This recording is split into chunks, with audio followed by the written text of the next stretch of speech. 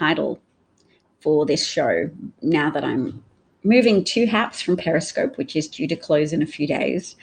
Hopefully people are here just because they're drawn to a fresh insight, a fresh perspective on what's happening in the United States, which is my potential adopted home.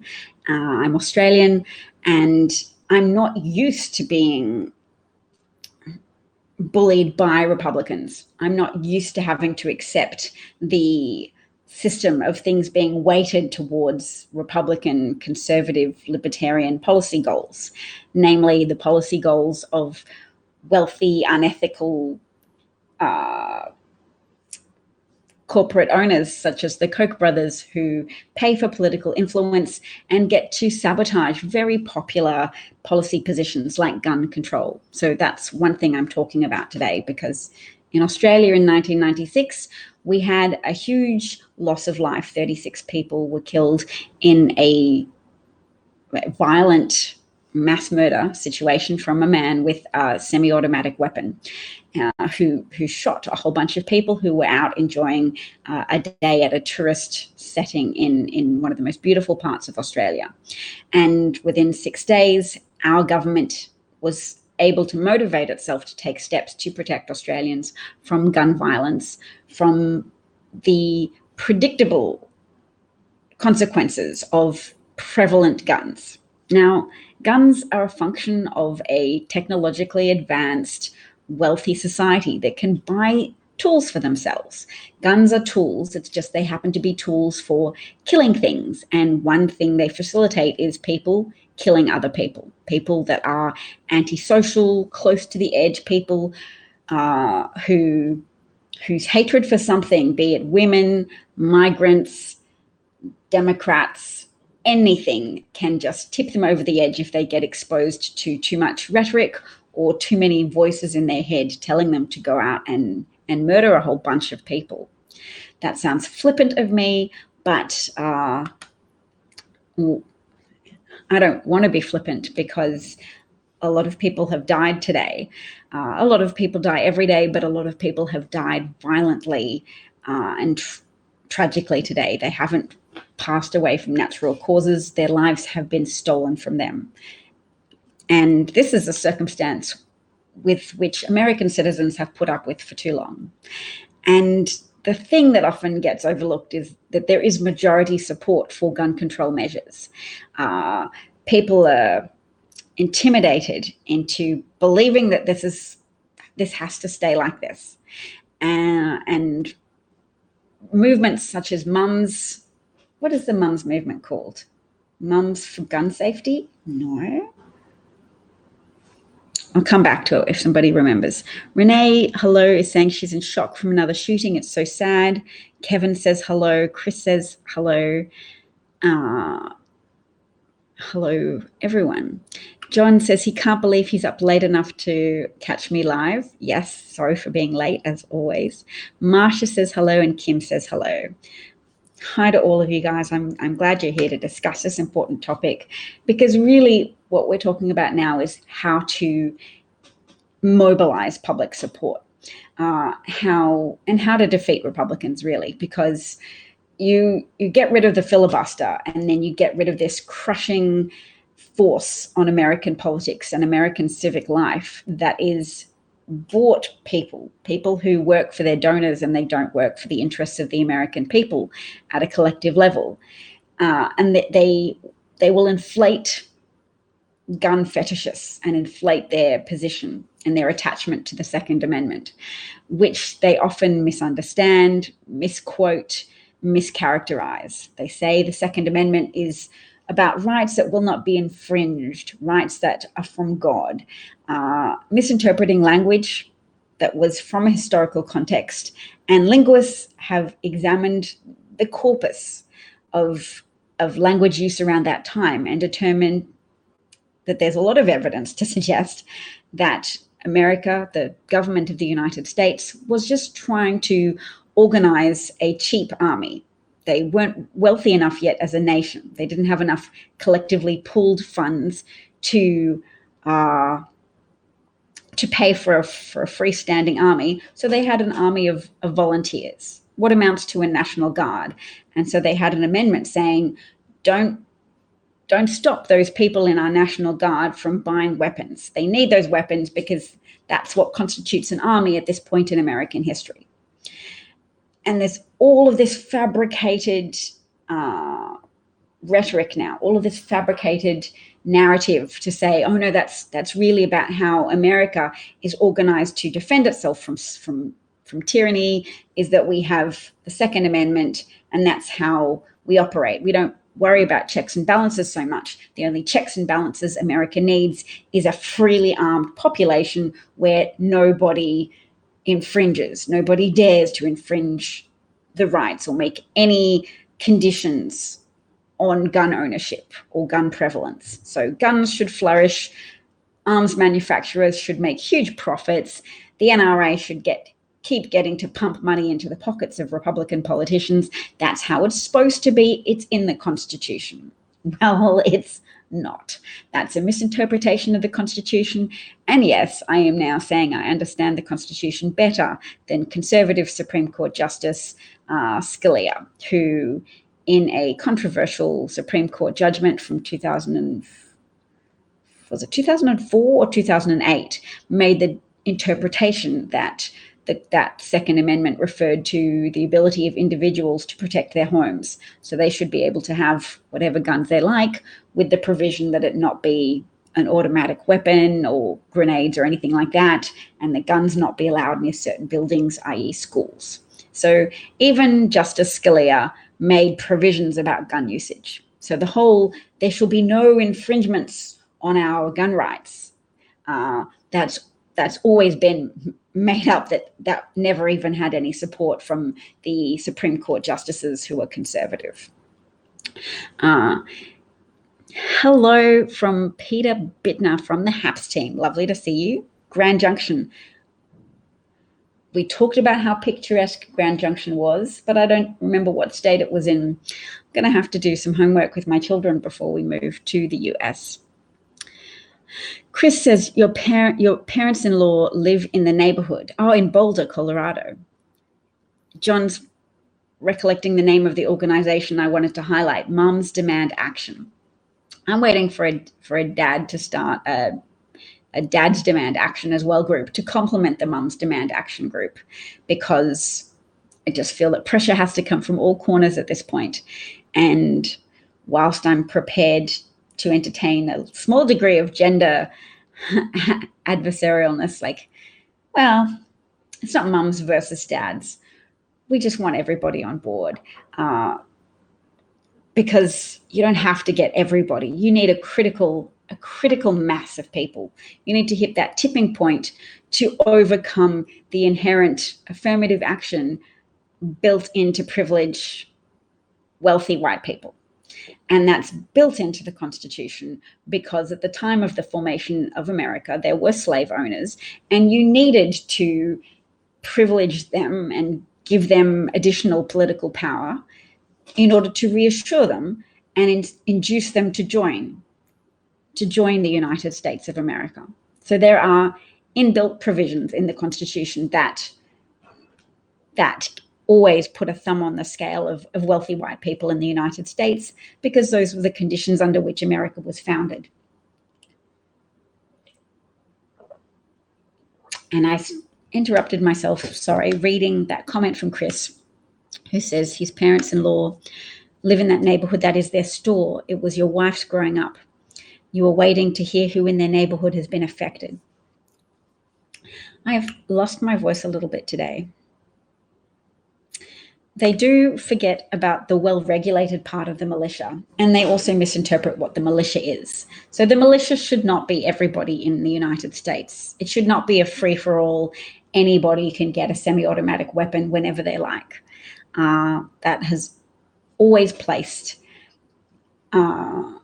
dangers in the path of Americans who just want to live their life free to pursue safety and happiness without this undue risk of being shot as they go to buy groceries.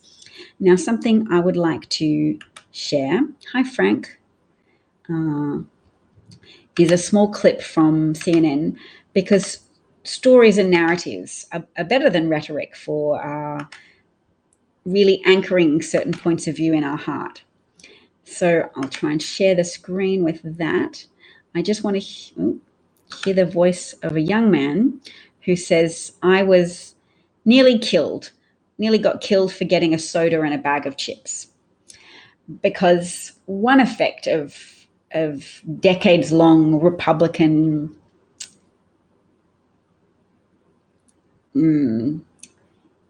emasculating of the democratic process, not emasculating, perverting, corrupting of the democratic process, is that people are sometimes left with a sense of learned helplessness, but also sometimes a willingness to blame people, to reduce anxiety levels by saying, oh, well, that happened to them because they did something wrong, and I just won't do that, and then I'll be safe and my family will be safe. So I'm referring here to unconscious psychological processes that people go through in order to be able to live their lives with the requisite amount of boldness and courage that you just need to be able to leave your house and not constricted by agoraphobia or just such untrammeled fear of gun violence that you can't operate in the world. So have you noticed that tendency in other people, the tendency to say, oh, well, they're different. They did something. So that woman wore a short skirt, so she got attacked. Those people put themselves in harm's way. So yes, they were attacked by guns. Oh yes, well, that school didn't have enough metal detectors, or those teachers weren't carrying guns. There's a degree, I'm not saying everybody's affected by it, but a degree of blame culture. Now, when we hear the voice of people saying, I just went to the shops to get some chips and I nearly lost my life as a consequence, that helps infuse us with the requisite indignation that's needed to overcome the odds being stacked in Republicans' favor, to be able to demand that Democrats, with the Senate majority that they now have, the slender Senate majority, that they defeat the filibuster, that they use whatever reconciliation measures they need to end that so-called democratic process, which is actually a relic of provisions to advantage conservatives, to advantage Republican perspectives. And yeah, so I've put this voice up on the screen. Let me just press play so we can hear him. We were all single file, and I had my hand on one person's back and another person had their hand on my back, and there we go. I'm sorry. But yeah, we weren't tripping on each other. Nobody fell down. When we got to the back of the house, there were some people who just started to run into like a pantry or some sort of storage area and a dead end. And employees made sure to show them the way out. I just threw my groceries on a shelf and just, took off from my life. I mean, it's incredible how calm you were, but also one thing that is just standing out to me is how much it's been 2.5 hours. Yeah, but it's a terrifying thing. We don't at this point even know how many people were killed or who was the shooter. But you're talking about the people helping each other and being calm, and it really does stand out. I mean, could you ever imagine that you would have been in a situation like this, Ryan, where you are? In Boulder? No, Boulder feels like a bubble, and the bubble bursts, and that's heartbreaking to think that people died in this today, and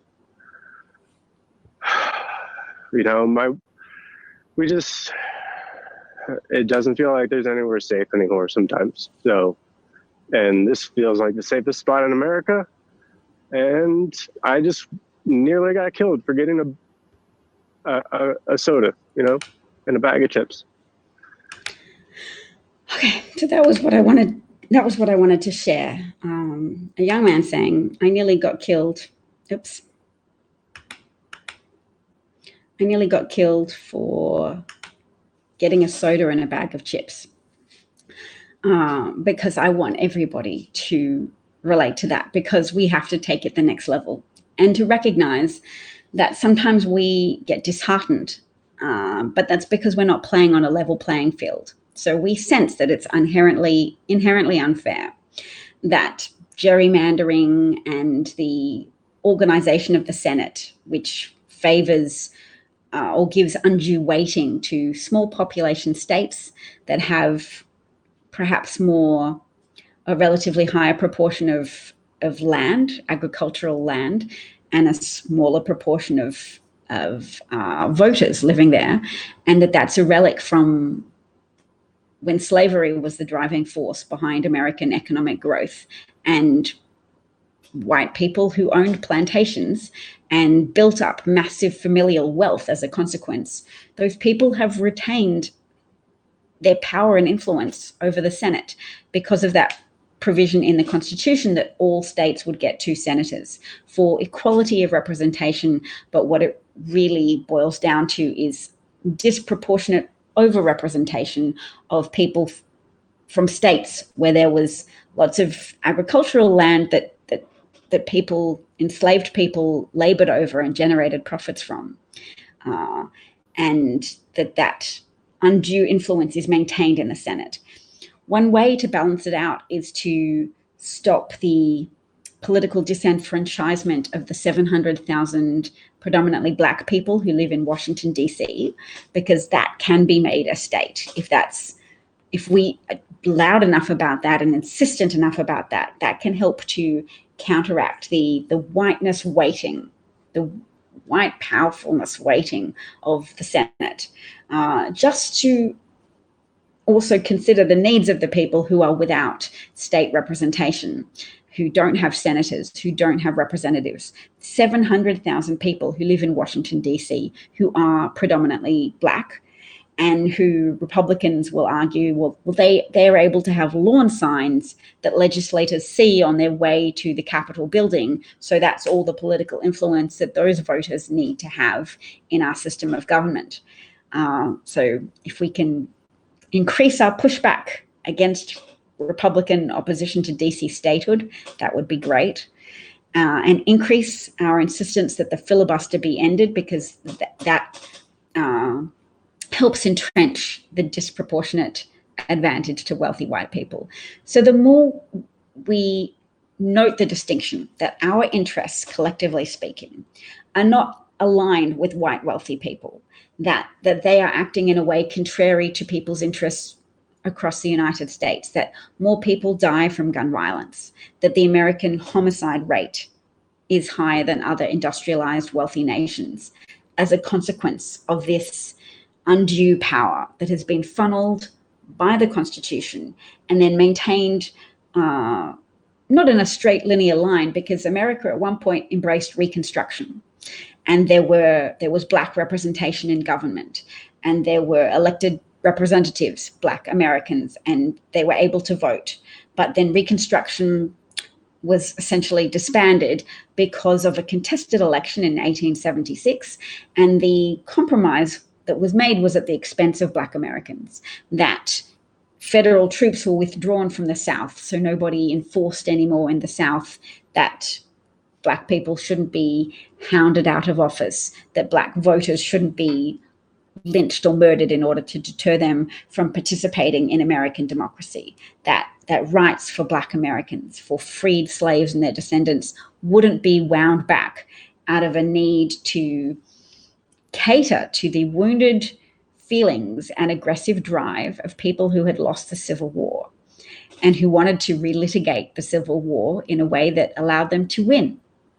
So they had a secondary victory that is not often a focus of education in American schools. And I've been lucky enough to encounter people on the internet who've made the effort to teach that story, that Reconstruction was proceeding apace, that there were Black Congress members, and that was all wound back after 1876.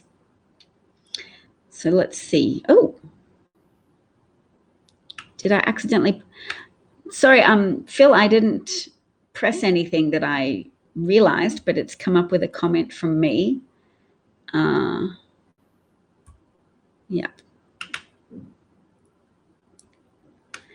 Oh, somebody called James Jam said that I was racist. Renee is angry and asks why. And Chris says, my wife has been crying because as a Colorado native, she's really had it. Yes, a lot of shootings have happened in Colorado. I'm not entirely surprised, after all, that Lauren Boebert is from Colorado, because potentially there's a culture. Is there a culture in Colorado of overly liberal gun ownership or overly easy access to guns and purchasing guns? It is insane that you have to worry about going to the shops. And Renee, I would posit that a reason why you're angry is because you are all a victim of massive level unfairness that everybody and a majority of Americans can see at a common sense level, that something has to be done, that something should have been done after Columbine, after Sandy Hook, that other nations have responded to massive gun violence incidents with measures to restrict access to guns, to make it more difficult to obtain guns and so more difficult to just randomly kill a lot of people and steal their lives, that you can't protect property more vigorously than you protect life. So that's a good reason to be angry about. Your anger is emotion that isn't quite sure where its outlet should be for action, for reform and improvement. So anger is just your body telling you enough is enough. Don't suppurate in self-pity. Don't feel lost or burnt out. Anger is something that makes you loud and makes you vocal. It makes you find allies and build a working coalition. That's what functional anger does. And there's always dysfunctional anger that people sometimes turn against themselves when they don't recognize why they're angry or what to do about it in a constructive fashion. So yeah, people are vocal about their anger now. That's their minds and their bodies working together to say, no, we're not quietly going to sit by while people obstruct the passage of bills to reform gun availability in America. Access to guns needs to be regulated. There are a lot of sensible gun owners on board who don't like seeing the plethora of not only mass shootings, but children obtaining access to improperly stored guns and turning those guns on themselves or their friends or their family members because their children may behave impulsively with regards to guns that look like a toy. And there are lots of toy guns, so it's altogether unsurprising that children who find guns in their mother's purse, under a car seat, in a closet, will point their gun at someone, themselves or a sibling or a friend, and use it. So the number of gun deaths and gun injuries in the United States is an extraordinary toll because there aren't enough penalties to caution people against behaving like that, behaving irresponsibly with the gun storage. And there's not enough penalties baked into violating gun check mandates. There's not enough penalties or mandatory waiting periods baked into different states. And instead it's created as this culture war thing of tough people support free access to guns and weak people are afraid of guns. And that's a false dichotomy that keeps getting sold to the American people. And that anger is just a response to reject that. It's an anger that's prompting you to go write and create and be angry and make letters and draw people to you with the ferocity of your anger.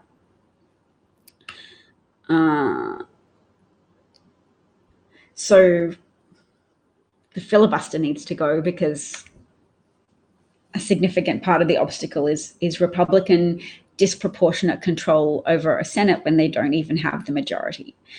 It's an impediment to democratic governance.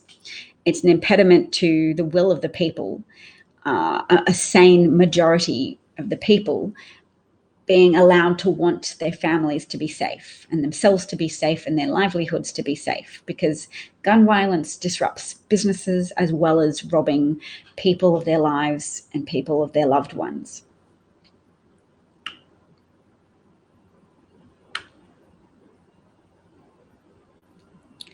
Boulder is a liberal city in Colorado, very hippie.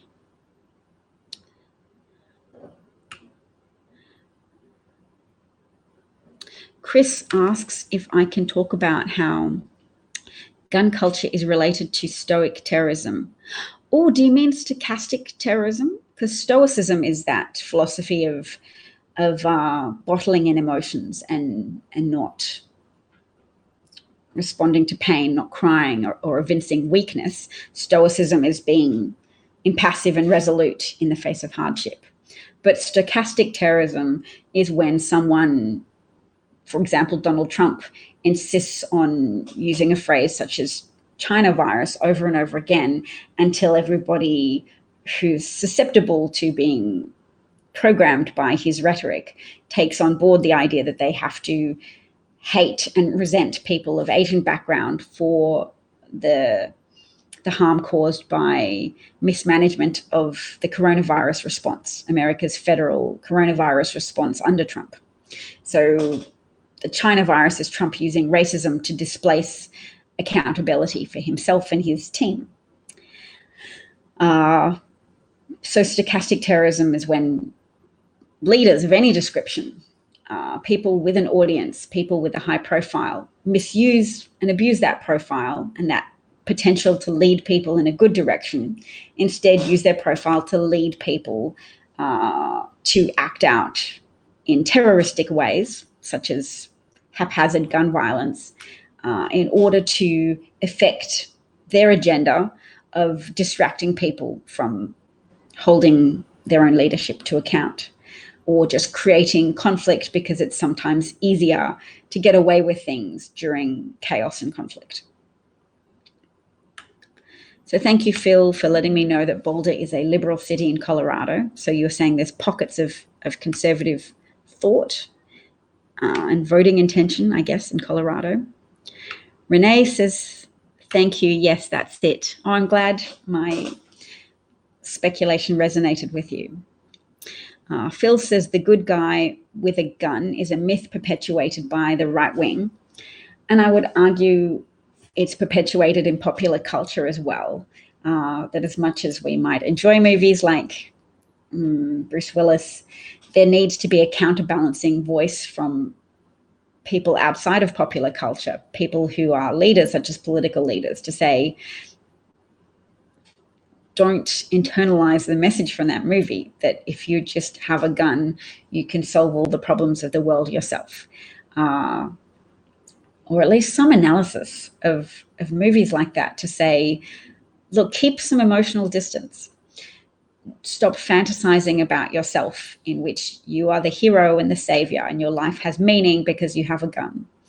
Because if you have a gun, anybody in your home is rendered less safe. At a statistical, probabilistic level, people in that household are more likely to become victims of that gun. If you have it to protect yourself from home invasion, you're unlikely to be able to reach it in time, or an invader with a surprise advantage on you waking up from sleep will likely have that gun taken away from you and used against you. Your guns are more likely to be stolen from you than used effectively to defend yourself. You're more likely to have a teenager find that gun and commit suicide in a dark moment when they can't connect with hope or can't connect with prospects for an improved life, or they're being bullied or feel misunderstood. Everybody in your household has an increased chance of dying from suicide if you have a gun in your house. Chris has awarded a high five award to me, and Renee has awarded me with a stay safe award. All very apt given this moment. Marty's here. Is Marty from Colorado? I'm very sorry. I'm very sorry for all of your loss, but obviously if you have more proximity like Chris does with his in-laws living in Colorado, in Boulder, then that grief hits home more. But by talking about it, we are expanding that circle of empathy. We are trying to empower ourselves more so that we don't become desensitized and disconnected from the message of this violence, which is that action needs to be taken at a legislative level. We can talk about pie in the sky solutions like increase a sense of community so we don't have any more alienated young men or middle-aged men who turn to find meaning in their lives through acquiring weapons that they then feel an itch to use, and take cues from unethical, murderous leaders like Donald Trump, who uses violent rhetoric to indicate who he deems to be an enemy, a domestic enemy that's worthy of domestic terrorist attacks. So Trump is always indicating that he thinks the news organizations are the enemy, and there have been bombs sent to CNN headquarters. He's indicated that he thinks Democrats are the enemy, that they're wicked, evil people. Then there have been bombs sent to the homes of former Democratic presidents. Renee's going to bed. Good night. Yes, stay safe, everybody. Bobit represents the western slope of Colorado. Okay, so that's a slope that's predominantly populated by conservative thinkers, perhaps. And at this point, I'll make my interjection to remind myself and others that even as we make use of shortcuts to describe and generalize about certain areas, there are always going to be exceptions as well. So we can never write off an area and say, oh, that red state. There are people in so-called red states who are blue in their thinking and their voting actions. And it's not okay to harden our heart to certain areas of the United States. That's encouraging disunity and encouraging callousness. We don't need to be callous in order to cope. Some of us will turn to callousness because anger is hard. Anger is hard when you've had it for a long time, and that's an anger that's a product of the baked-in unfairness in the American political system. That's a function of the formation of the US, the Constitution, which has many good points, many important checks and balances built in to avoid tyranny. And the founding fathers had lots of good insights about how to avoid tyranny, but they couldn't easily prepare America to avoid a tyranny which was baked in to their compromises with slave owners. And many of the founding fathers themselves were slave owners. So their built-in indulgence to powerful people who have no problem with, or who in fact benefit from, the stratification of society into people who own and enslave others, and then the people who are the disposable class, whose rights are deemed to be lesser, who it's considered objectionable if they want to vote. And at the time, it was considered objectionable if slaves were taught or who learned to read and write, whether they taught themselves or found others to teach them. That was all punishable crimes. And that is part of the history of America's founding, and worthy of consideration in the current context, and worthy of considering when you go, where did this anger come from? Why do people become callous? Why do they begin to blame others? Why do they begin to clutch at false heroes like Trump? Why do they begin to say, Trump's critical of the political system, he must have answers? People who do that are victims, to a degree, of the sadomasochistic, the sadopopulist rule of various Republican politicians like Mitch McConnell. Kentucky performs poorly at a comparative state level, and yet people still vote for him because he hurts them, but he is skillful at weaving a narrative to say the people who are truly to blame for the conditions under which you suffer are Democrats, migrants are Black Americans. He implies that there are people keeping the people of Kentucky down and that it's not him. So he conceals his own role in oppressive policies and in oppressive sabotage of positive policies. And that exchange can only be made with people who are willing to believe lies. So those lies flourish in a climate in which people are primed to adopt racist anti-migrant views because they are ready and willing to believe that slavery wasn't a moral ill, it was just something that happened because some people were naturally inferior. And their whole worldview is conditioned to finding data points to confirm that pre-existing belief. Their whole worldview is set to hone in on photos, mugshots of people of color, and to say, yes, that is proof of inherent racial inferiority. So yes, every move that big government takes to try and reduce inequality or disadvantage, every step that Democrats advocate for, or even some Republicans advocate for, to overcome baked in endemic disadvantage, those steps are trying to deny inherent inferiority and therefore are inherently unfair to me, a superior, entitled white person whose ancestors built this country. An assertion that is very far from the truth, because American prosperity was initially a product of the disproportionate profits. America was more profitable than other nations, in no small part because of the practice of slavery being widespread in American industry.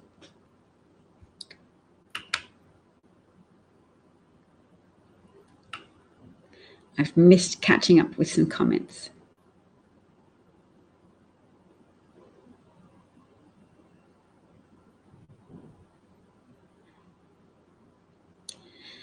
Craig noted that Boulder is where John Benet Ramsey lived. Chris said, thank you, Marty lives in Boulder. And both of Phil's sons do as well.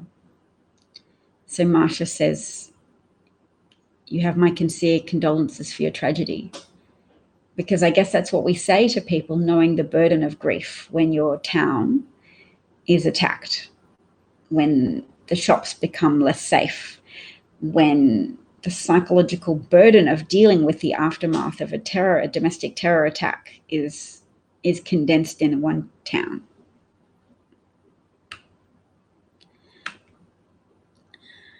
Marty, I just want to say that I'm not doing this on purpose, and that when these comments come on screen, I don't know how that's happening, and I might be inadvertently clicking on something, but as far as I know, no.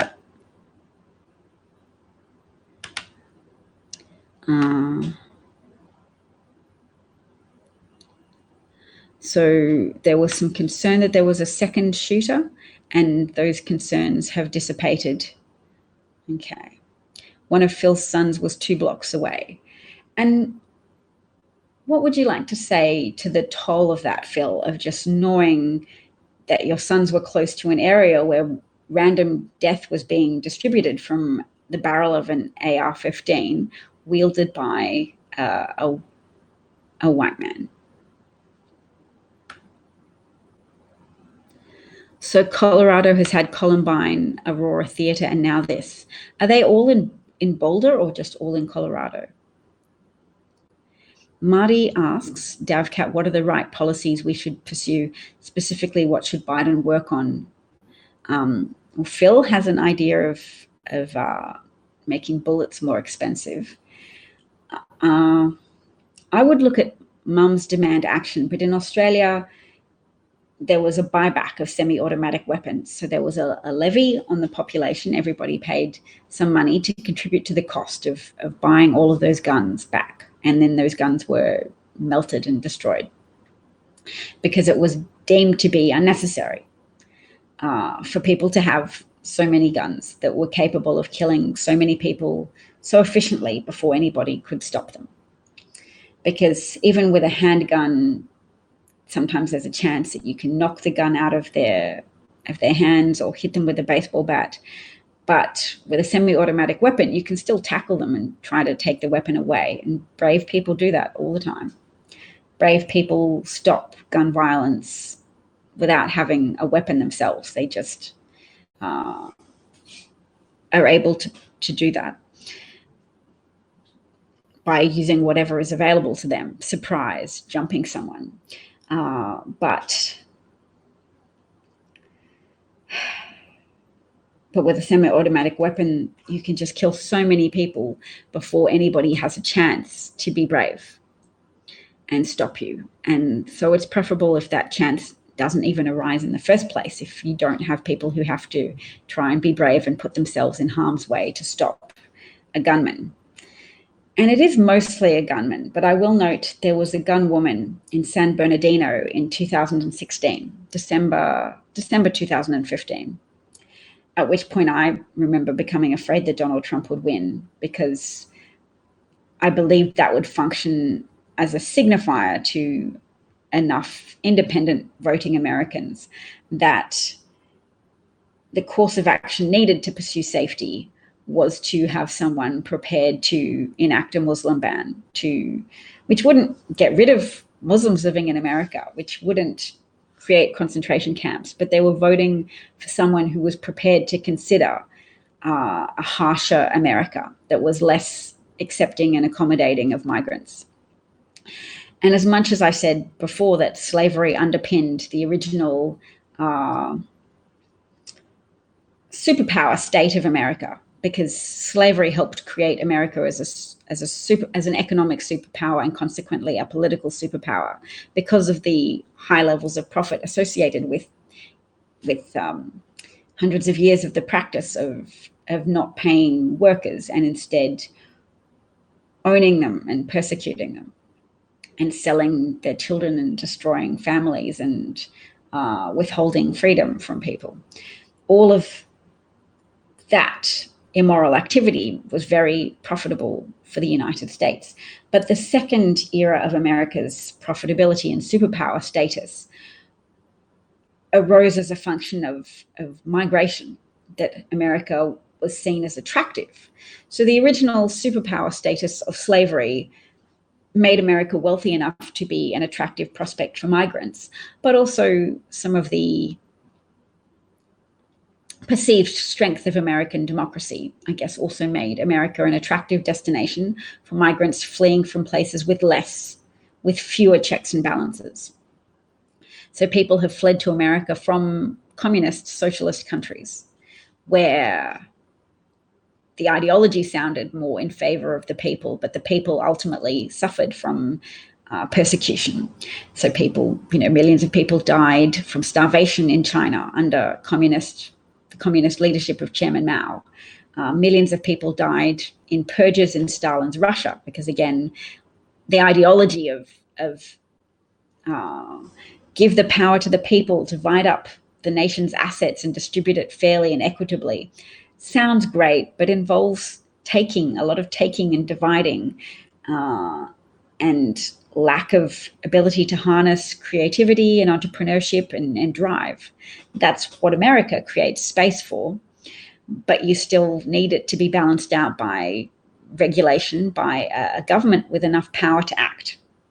So Republicans always try and convince everybody that regulation is the work of the devil, that all manner of freedom should flourish, freedom to own guns, freedom to buy bullets, freedom, and we need to keep articulating that rhetoric of Republicans are advocating for freedom to kill. Republicans are advocating for freedom to massacre when they take NRA money. They're advocating for the freedom of gun manufacturers to exploit people's yearning to have meaning and influence in their lives by owning guns and imagining that they are heroes, which then makes a lot of people that much closer to a scenario in which they mass murder people because they have become the hero in their mind, in which whether they delude themselves that they need to eliminate the threat of Asian American women being sexy and tempting them to visit massage parlors that moonlight as places where sex-related services are sold. So people on the left in America have often focused on changing the culture around language. And they're focused on telling people don't use certain language terms, change what you do, don't dress up, etc. And that's been a very powerful focus from young people and people on the left. That's a target they can see. It hasn't been a very politically galvanizing tactic, more broadly speaking, because a lot of people have resistance to change and resistance to being told how they can speak. So instead of just young people being noisy about language change, they can keep being noisy about that, because wanting to change language is one way of changing culture and changing acceptance. But we have to know better than them. We have to use any historical knowledge we have to note that it's bigger than just telling people don't be racist and don't dress up as a Native American for Halloween because it's disrespectful. We have to say, yep, that's modifying the culture, but we need to galvanize and mobilize political action against the lack of freedom to be safe in the United States. So yes, we want people to be safe from racist microaggressions, and that's important, and they can keep doing that work. But we will defeat the people who purposefully try and facilitate racist microaggressions, because they've created this symbiotic power structure between Fox News and the Republican Party that advances the interests of their wealthy donors in the NRA and the church, some churches that are on board with kissing up to Russia because they see Russia as being a more homogenous white Christian patriarchal society where domestic violence has been decriminalized. Literally, domestic violence has been decriminalized in Russia a few years ago. It's not working out very well for them, but when I say them, I probably mean women.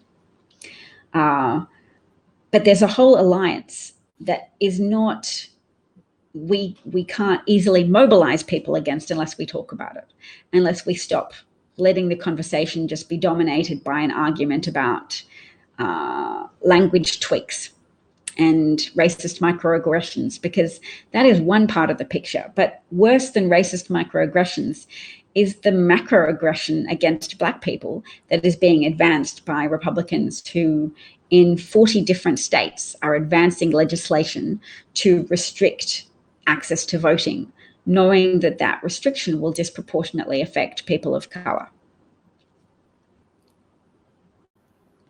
So that's my argument about what to do about guns.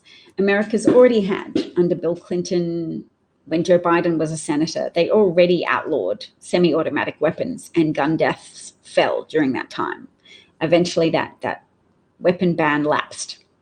So you want to restore that ban, and you want to be able to outdo the performative rage from the right, the people who say, we're so angry that you're daring to consider tampering with the Second Amendment.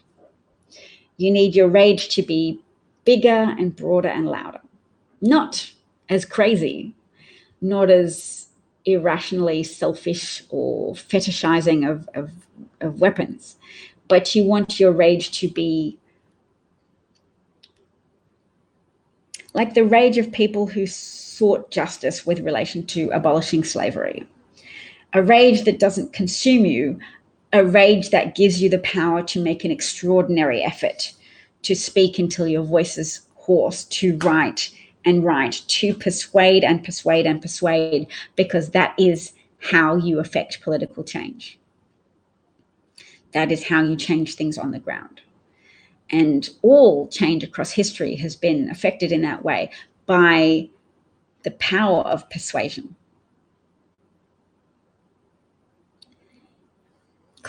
Christopher is here and says hello.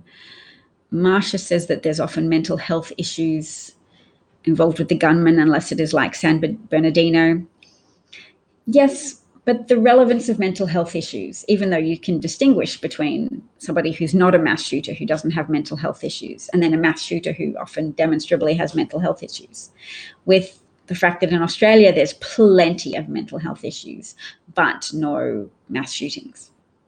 So the critical distinctive feature of American life is that Republicans have sabotaged gun safety measures, the passage of gun safety measures through the legislative branch, and that the Supreme Court has sabotaged gun safety by making absurd rulings in favor of a misunderstanding of the Second Amendment, a misunderstanding of the Second Amendment that makes a more lethal America for your children, for your friends, for your family, for people you know who live in Boulder, for people you know who live in any state of the United States, because nowhere is free from the impact of this theft of life. And when we say so sorry for your loss, we're saying that. We can't tell the people who've died, we're so sorry for your loss. We don't have the language to express that as readily as well. But so much has been stolen from the people who are victims of gun violence, victims of guns wielded by selfish, irresponsible gun fetishists who try to create meaning in their lives by writing a story in which they were the hero attacking some enemy that they have conceived of. So we can help blame the people who helped them wrongly position innocents as enemies, who helped put these people in a war footing in their own home, in their own communities, who helped them create a mental mirage of war.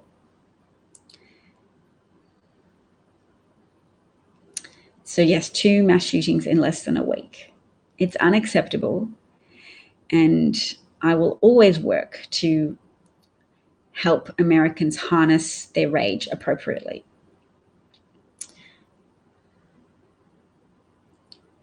Functional rage, not pragmatic rage. Rage at the injustice of the theft from innocence, of their lives, of their futures, of the happiness they might have experienced, as well as their family's loss, because yes, respect for the burden of living with the travesty of losing your loved ones to gun violence, to the gun violence of mass murderers. I want to include both elements in a phrase to acknowledge that gun violence is a function of excessive levels of gun availability, excessive easiness of access to lethal weapons, but to also address the fact that there are murderers wielding those weapons as well.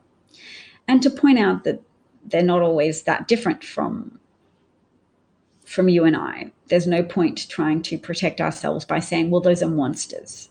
Those are monsters. So as long as I live in a community that isn't populated by monsters, I'll be fine.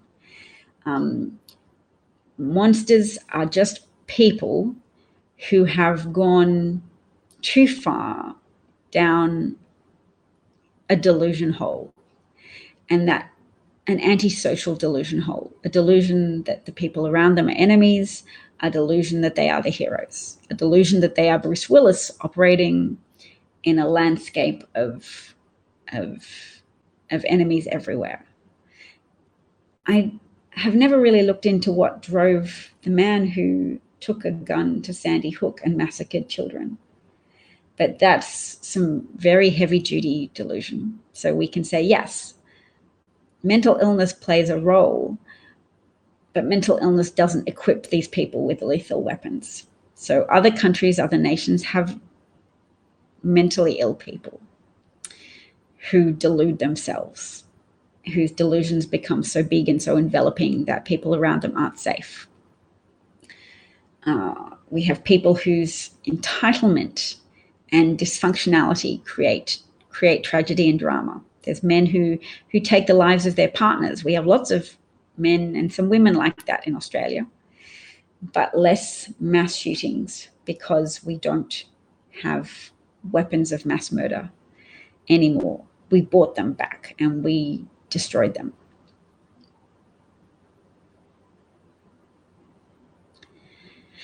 Marsha says, thank you, Dav, for all you have discussed about America. Thank you. Phil says, cheers all. It's a very sad day for the US. Yes.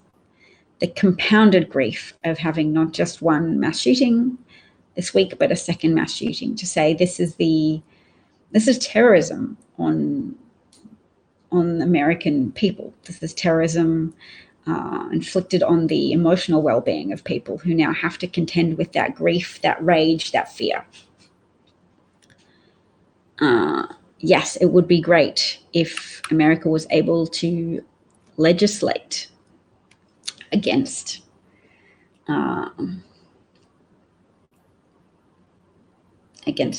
semi-automatic weapons in the hands of civilians.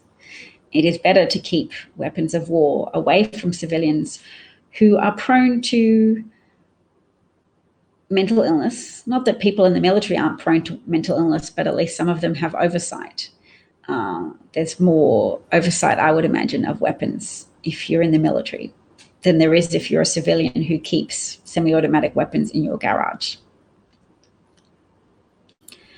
I would like to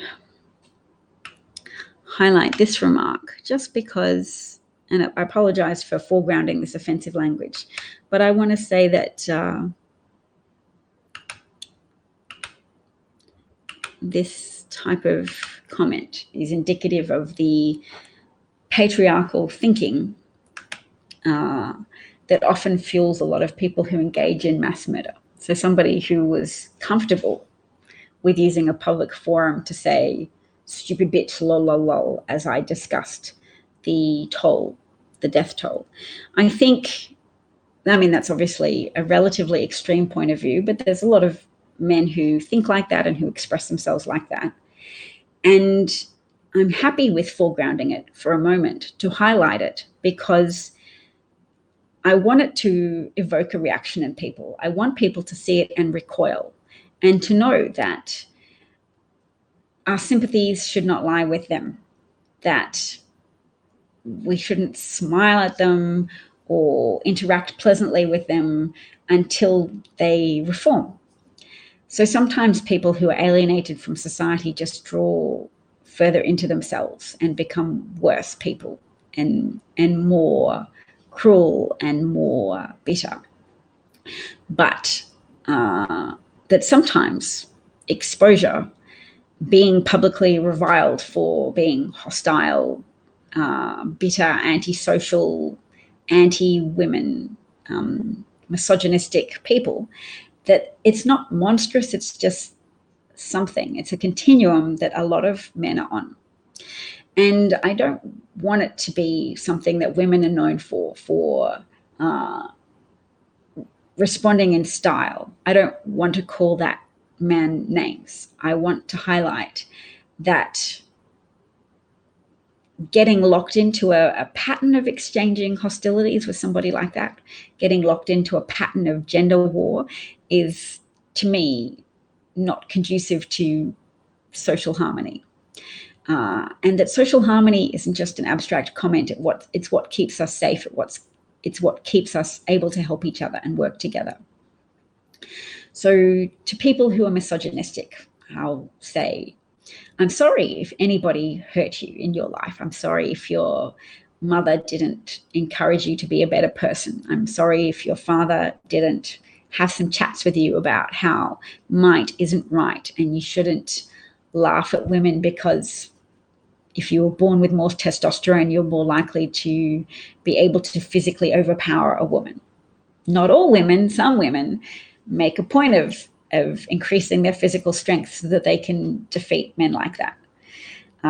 The type of men who not only say lol bitch, but who so denigrate women that they desensitize themselves to violence against women, that they're more likely to hit women or shoot them or stab them or do anything to women, because in their mind, women are subjugated to men.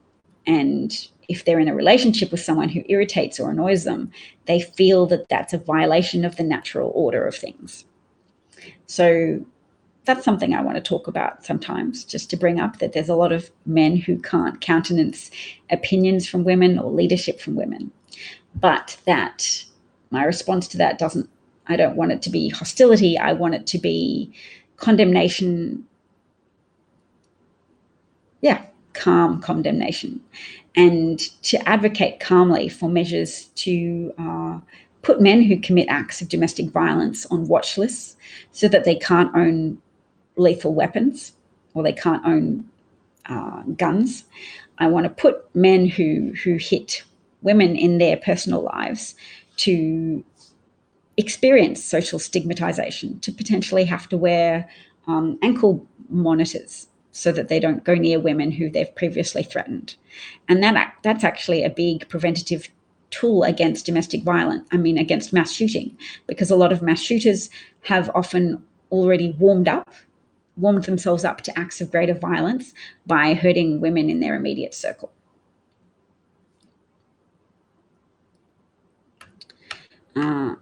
So again, this language that I'm highlighting from someone called US Citizen, dogs rule, cats drool. That language, that sexualized language he's using to try and refute my argument that the Second Amendment is often mischaracterized by aggressive, entitled men who are soaked in grievance culture, where they think social progress, where women's capacity to contribute to society is now valued and spoken of positively. That to them feels a challenge to the natural order of male superiority. So that's why people like that use language to say screw Australia. You could say screw Australia, or you could celebrate the fact that we don't have mass shootings. We've had one mass shooting in the last 20 years, but it was 4 people who died, all members of one family, and so didn't terrorize Australia emotionally in the same way that randomized victims of a mass shooting at a shopping center victimize everybody in America, who loses some of that certainty that they'll be safe going about their daily chores.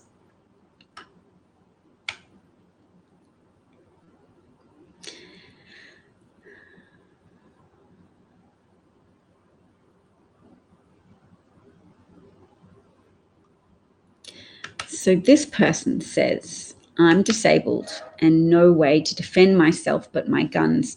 There's no way in hell you're going to get them. Do you feel that you need a semi-automatic weapon to defend yourself? Is that what you think you need? Because I would argue with you that in as much as you might dismiss mass murderers as monsters, you're closer to being a mass murderer yourself than you might realize. Everybody is.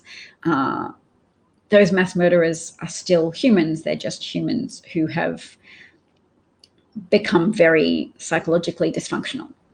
And if you think that somebody isn't going to be able to invade your home while you're sleeping, take your guns from you, and then harm you if they want to, you fundamentally misunderstand how guns work and how the element of surprise works in a home invasion.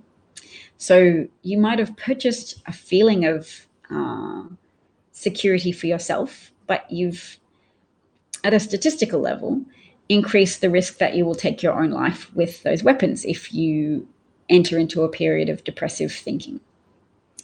So I'm not planning to take your guns from you. I am advocating for a ban on semi-automatic weapons and a buyback of semi-automatic weapons. So if you were prepared to submit to various regulations. I wouldn't oppose you keeping a handgun, even though I know that that handgun increases your personal risk of death at your own hands, or and increases the risk that anybody who lives with you will die violently. But yes, I'm advocating for semi-automatic weapon bans. So I notice you're returning to this issue of mischaracterizing me as wanting to take all of your guns, when I've made it clear I'm supporting a ban on semi-automatic weapons and a buyback. So do you feel capable of answering that question from me? Do you think you need a semi-automatic weapon to defend yourself? Do you have a semi-automatic weapon? Well, we have a lot of gun trolls now. It's very misguided to fetishize guns as creating security. When the Israeli army banned soldiers from taking guns home with them when they returned home for the weekend from their national service, suicide rates dropped drastically. And that's because if you don't have a gun on hand, your mind is less likely to turn to, oh, I feel sad, I don't like life. What do I have on hand that could quickly sort that problem out for me?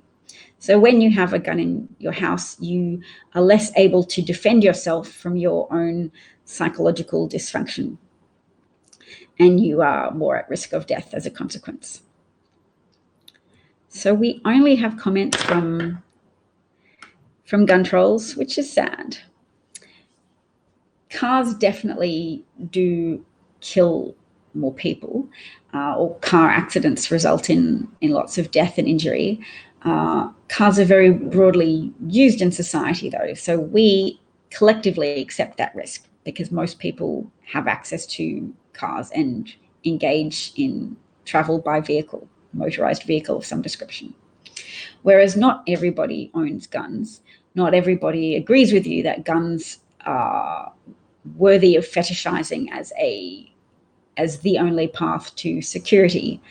And so not everybody wants to accept that level of risk. And there is a majority of people in America who want there to be more safeguards and more security measures built around guns. So vehicle ownership is highly regulated. You have to pass a driving test to be able to drive your car. You have to be insured. Police will stop you if there appears to be a problem with your car, if there's a brake light missing. So when you are trying to draw an analogy between car usage and gun ownership, you're making the case that guns should be more highly regulated because of their deadly potential. Cars are highly regulated, seatbelt use is highly regulated in order to prevent death and minimize the number of lives needlessly lost to premature death. Yes, US citizen points out that many people in America own guns without shooting anyone. And of course, many of those gun owners support more regulations on guns. There's a lot of responsible gun owners for gun control. So I'm sure you can find them out if you have enough good intentions to not just suppurate in your own opinion bubble. All righty.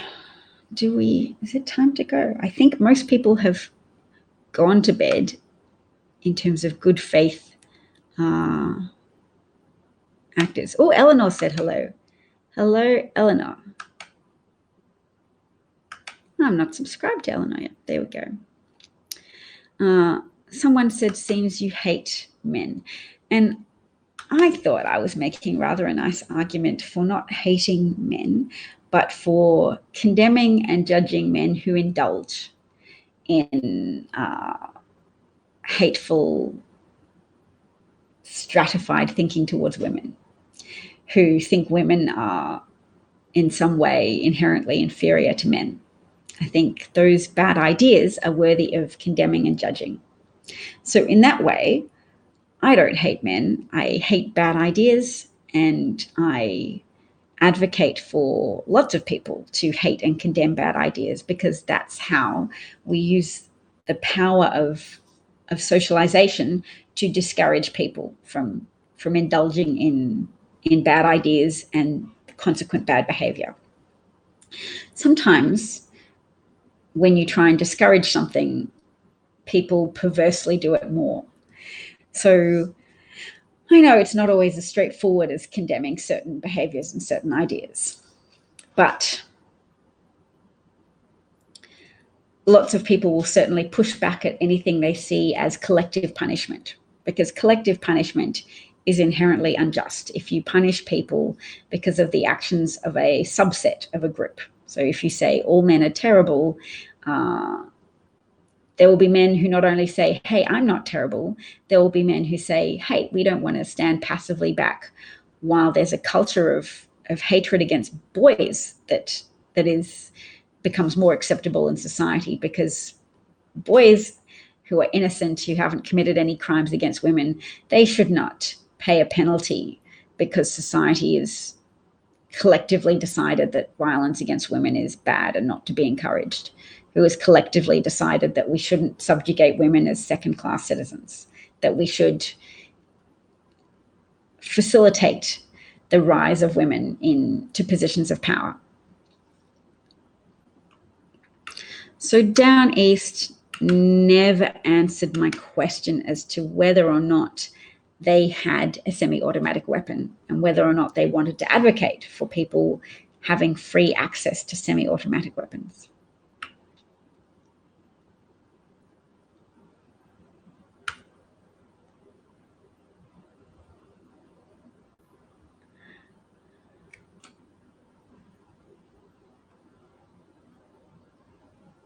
Wow. And, you know, for the men who are arguing that I hate men or that it's silly to advocate for gun safety measures.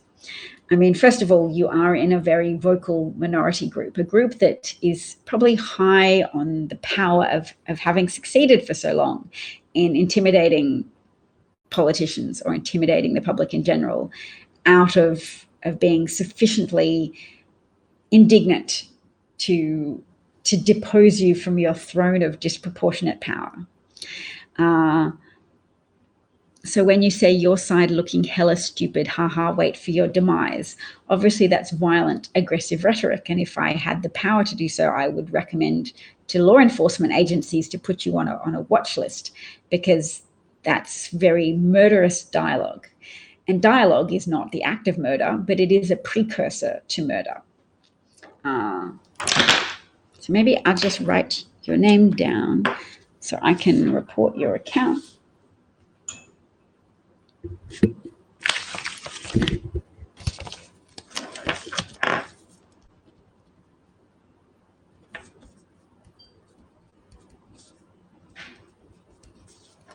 Okay.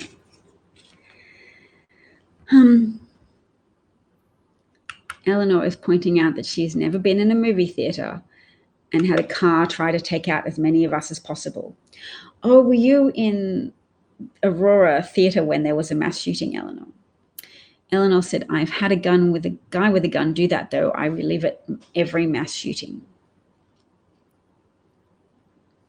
And Marsha's still here. Hello, Marsha. And Marsha says, I'm sorry, Eleanor. And R. Mills says you need to push for taking guns away from gang members. Well, isn't there legislation that advocates for people who've been convicted of crimes to not be able to own guns? That's probably not a federal law, though, isn't it? It's probably different states have different laws. Personally, I would be in favor of legislation removing guns from people who've committed crimes, including gang members convicted of felonies. Here we go. Thank you, Christopher. I'm so glad you've spoken up, because here we have a responsible gun user. Christopher owns a handgun, is a veteran, and believes the US should have strict gun control laws ASAP. Yes, because Christopher is with the majority of people that are tired of suffering from the emotional intimidation, as well as just the increased statistical likelihood of being a victim of homicide, or knowing someone or losing someone to homicide, gun related homicide. Oh, thank you, Marsha. You've reported them as well. Excellent. Thank you. There's one person here who says, so in other words, you're a follower, which I guess is one way of trying to diminish the fact that it's a minority of people in America who support no checks on gun ownership and no checks on gun availability.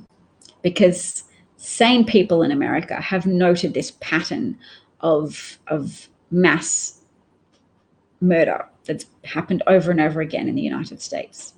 And people have formulated some conclusions about how things should be changed and laws should be made to make it more difficult for people suffering a mental or emotional breakdown to have access to weapons of mass murder, weapons that facilitate mass murder. Murder can be achieved a variety of ways, but guns facilitate it. And making mass murder easier isn't something that a majority of Americans are in support of. So the very vocal men who seem happy and gleeful to promote mass murder here, to promote weapons of mass murder, they're gleeful because they've been getting away with it for so long. And they're gleeful in a slightly frenzied way because there is always the prospect that things could change. So they'll be loud, saying, you can't take my guns. I love having my guns. I'm gleeful that I've been able to purchase so many guns, that I've had so much untrammeled freedom with regard to creating an arsenal of weaponry in my own home. Hooray for me. I go to that room and I sometimes just stroke my guns and say, and I whisper sweet things to them. And then I rub the guns a little bit against myself because that's how they feel about their guns. They're caressing their self-concept to say, yes, you are Bruce Willis. You are Bruce Willis. You could take them all out. Yippee-ki-yay. And that love for their guns is not as strong as the love that Americans have for their family members more broadly. It's less, people's love for their family members is more diffuse. They haven't been worried that the government was going to put a ban on family members. But gun fetishizing men and women have been afraid for a long time that various governments would reenact the ban. Ah, yes, amnosexuals. That's a great word for it. All right. I am very stubbornly going to stay online until I reach 500 views. And you know why I'm going to do that? I'm going to do it because HAPS will, essentially my broadcasts are invisible to the HAPS community unless I've achieved VIP status. And you achieve VIP status, I think, by having 500 views.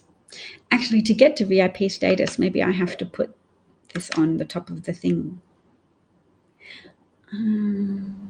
Well, I don't love doing that. Maybe I'll ask the HAPS people if I have to do that. I probably do, because whatever income I generate as a semi-journalist, as a repeat broadcaster here, some of that income would go to the people who founded HAPS. And I'm grateful that this platform exists, so I want to facilitate them being rewarded for their investment and their efforts to create this type of platform for citizen journalists. So I'm not entirely sure what to do, but definitely I'm on the ball with trying to hit 4 broadcasts in a month with 500 views. So if you share this broadcast or give me good advice on how to maximize viewer numbers, like broadcast earlier, Davcat, when people are actually awake and don't have to disrupt their sleep cycle. Sometimes it takes a long time for a message to sink in for me. So if you have any advice, I'm always welcome to hearing it. Marsha says, ask Pablo. That's a good point. I will ask Pablo. Well, he's probably asleep now, so I won't do that now. Oh, and because Christopher Lucas has told us he's a veteran, I shall say that thing that we don't say in Australia, but Americans say it, and it's a nice social contract to have, that you say thank you for your service to veterans. Although I've seen some veterans say, don't thank me. If you're not prepared to advocate for me, don't thank me. If you're not prepared to say, hey, why isn't some of that crazy, huge Pentagon budget actually distributed to the Department of Veterans Affairs, then don't thank me. Marsha is asking, sorry, not Marsha. Oh, yes, Marsha is asking Eleanor if Eleanor has any advice for me. What does it mean now when you say 8:45 now, hun? Does that mean you have to have, oh, bear with me 1 second. I've just got to, there's a delivery and it'll be just a second.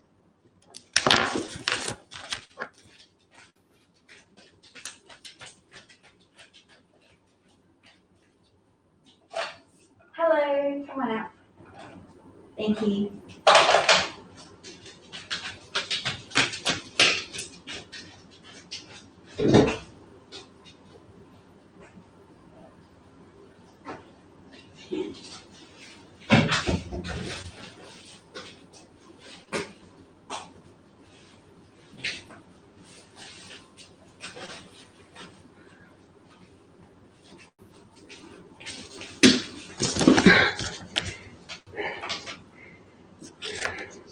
Oh, so on Kimchi's phone it says 855 views showing on your phone. That's cool.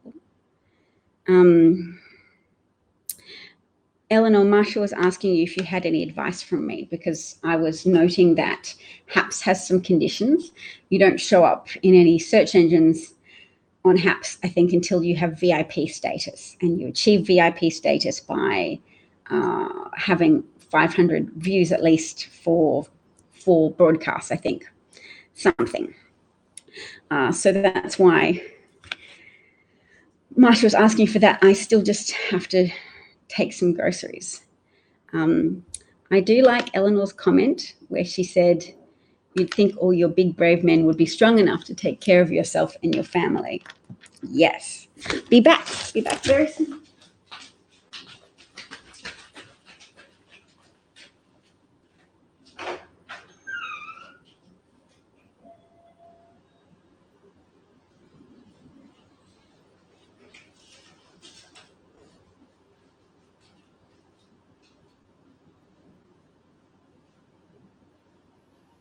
Hello.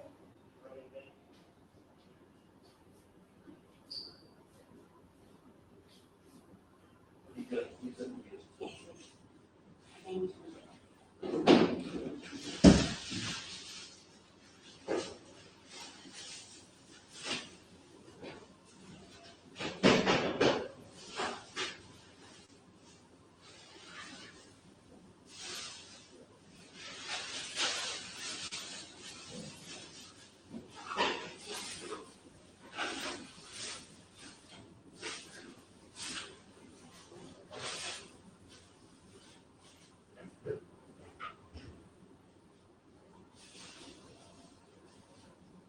Okay, that's now complete.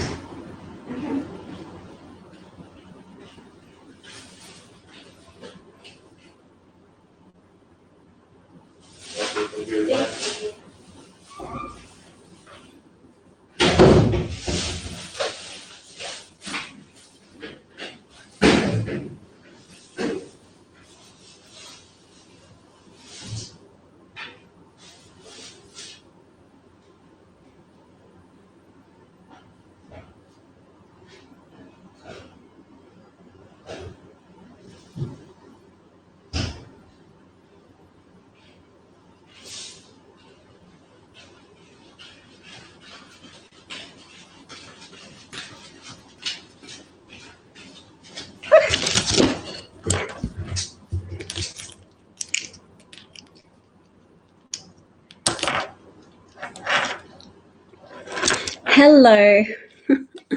Sorry for that. So before I go today, that was me taking receipt of some groceries, and now my fridge is not working anymore, but hopefully it will work again soon, and this is a temporary glitch. Fingers crossed. So Kimchi is saying 381 on Periscope and 475 is HAPS. I think that's more likely to be, actually, I don't know. I'm not going to try and explain that, but I am going to take requests for a song before I go, because I do notice that there's lots of artistic contributors on HAPS, people who sing or paint. So I might start doing that. And I might start taking any names of people, because I think I've decided I will offer 10 slots for free speech coaching sessions, because that's what I'm qualified to do. I'm not qualified to be a citizen journalist, but you don't have to have qualifications to be a citizen journalist or an entertainer. So I'm going to do some singing if there's any song requests. But apart from that, if anybody knows someone who has a child with a speech impediment, and their parent, the parent and the child could do with some telehealth, I'm happy to offer 10 sessions for that, just to keep my hand in the game, as it were, so that when I move to the US, I can see what I want to do with job opportunities there, whether I will need to actually use my qualifications to provide a service in that department.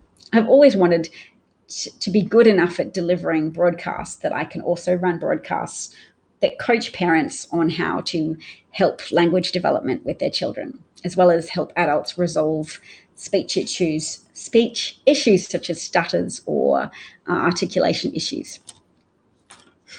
Christopher's song request is Do Re Mi. Marsha, yes, I do help adults.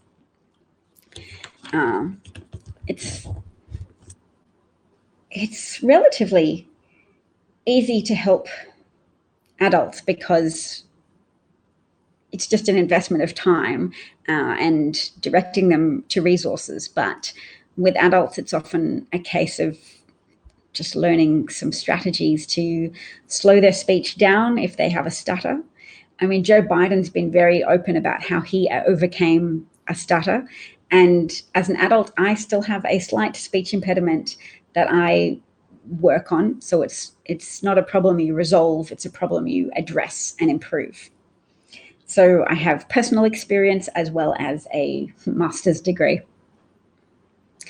No, I haven't personally worked with children with clefts, but I have been trained by a specialist who worked with children with clefts, and he had a very good approach, and he was able to show us some videos. So even though I wouldn't recommend myself to be the primary interface for anyone with a problem of that nature, I would definitely appoint myself to be a subsidiary figure in their care if they already had someone who was a specialist directing their overall care program.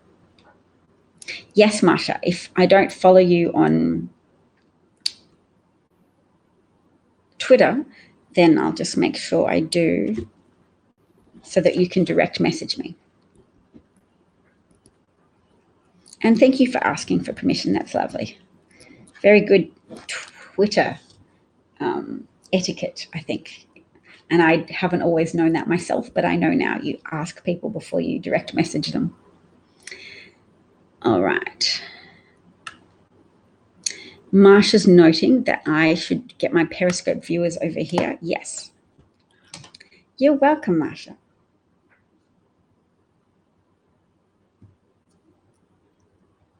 All right. Oh, Kimchi just subscribed to me. That is useful. And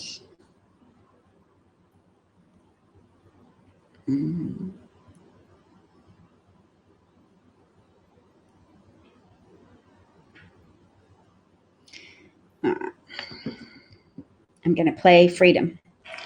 And I'm going to play it out of tribute to the freedom I want from Americans, not the freedom to own whatever type of semi-automatic weapons you want, but the freedom to go about your life without fear of encountering a mass murderer armed with a lethal weapon, a semi-automatic weapon that can rain death on everybody in the vicinity. Yes.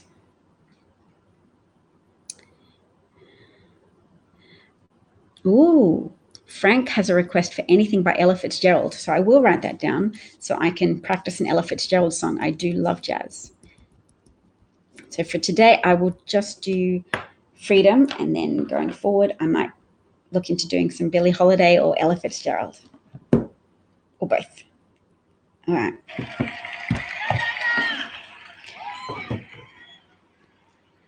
And this is my concluding part of the broadcast, so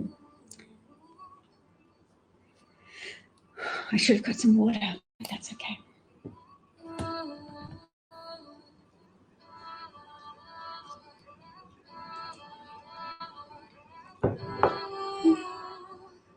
So this is, as background, I'm using Anna Kendrick performance in Pitch Perfect #3, which I haven't seen, but I like the music. Oh, oh, oh, oh, oh, oh, oh, oh, oh, oh, oh, oh, oh, oh, oh, oh. Heaven knows I was just a young boy, didn't know what I wanted to be. I was every little hungry schoolgirl's pride and joy. I guess it was enough for me to win the waist, a prettier face, brand new clothes and a big fat place, rock and roll TV. Take the way I play the game's not the same, oh yeah. I think I'm gonna get me some happy. I think there's something you should know. There's something deep inside of me. Take back your picture in the frame, singing in the rain. You understand, sometimes the clothes do not make the man. All we have to do now is take these lies and make them true. All we have to see is that I don't belong to you. You don't belong to me. Freedom, I won't let you down. I will not give you up. Have some faith in the sound. I think there's something you should know. There's something deep inside of me. Tuck your picture in a frame. Be black again. Think you understand.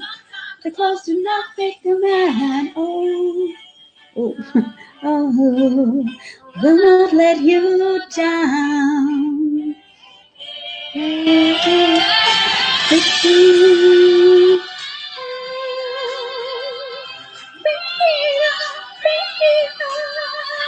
Faith in the sound, some faith in the sound.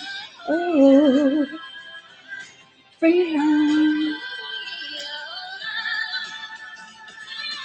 All we have to do now is take these lies, make them true. All we have to see is that I don't belong to you. You don't belong to me. I won't let you down, will not give you up. Gotta have some faith in the sound. So one good thing that I've got, won't let you down, will not give you up. The thing that I've got.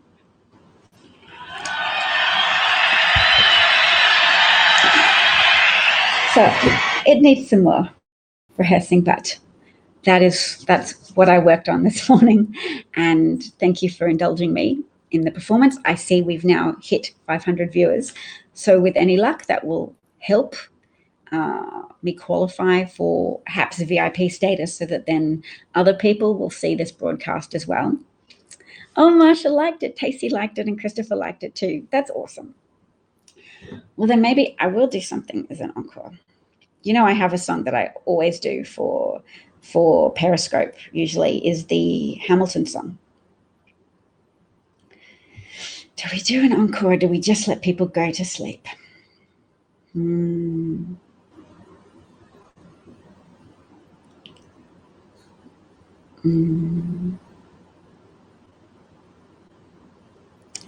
Yay, Marsha's awarded me a Got Talent Award. I appreciate that very much.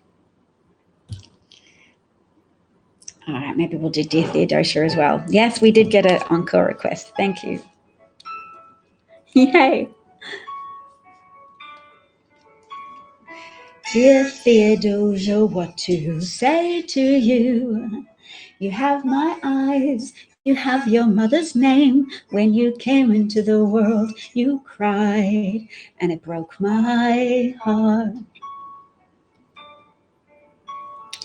I'm dedicating every day to you. Domestic life was never quite my style, and you smile. You knock me out, I fall apart, and I thought I was so smart. You will come of age with our young nation. We'll bleed and fight for you. We'll make it right for you. If we lay a strong enough foundation, we'll pass it on to you. We'll build a well to you. You'll blow us all away. Someday, someday. Yeah, you'll throw us all away. Someday, someday. Ooh, Philip, when you smile, I am undone. My son, look at my son. Pride is not a word I'm looking for. There is so much more inside me now. Ooh, Philip, you outshine the morning sun. My son, when you smile, I fall apart, and I thought I was so smart. My father wasn't around, swear that I'll be around for you. Do whatever it takes, make a million mistakes, make the world safe and sound for you.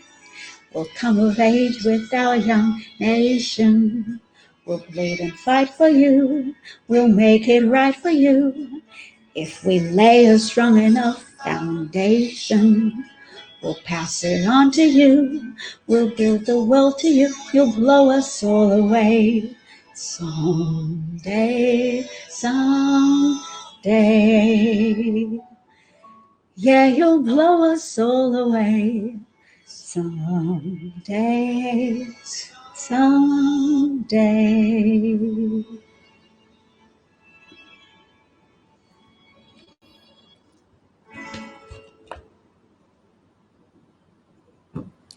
So thank you so much for being part of this broadcast, being my return audience or my fresh audience. If you've enjoyed my contribution to discourse, to the creative arts, click subscribe on HAPS because that's how things work. And what else? You could recommend the broadcast if you like to others, or click share so that other people could view the replay. Marsha, I'm so glad. Frank says that I could sing the news commentary for the broadcast networks. I know, singing and news networks don't typically go together, but it's been shown through various polls that people who engage with entertainment news, not Fox, I'm talking about The Daily Show and The Late Show and things like that, news format that's matched together with comedy, tend to have better retention of actual facts about the news. So people with Fox News viewership scored fairly low on that those tests, as you can imagine. The people who scored highest were surprisingly the people who watched comedy news shows. So I think there is method to advocating for some type of news delivery service that is matched with some form of entertainment, be it humor or singing or some creative medium. Better World also says delightful. Thank you, everybody. I'm so grateful for your encouragement. It does mean a lot to me. I'm taking photos of the comments so I can remind myself and save it to an album and say, don't feel pathetic. Work to better the skills you have. I think that's key to life as well, in that if you hear a bad singer and you don't say, oh, yep, they're bad, I might be bad too, I shouldn't try to participate. You could think to yourself, they are under-rehearsed.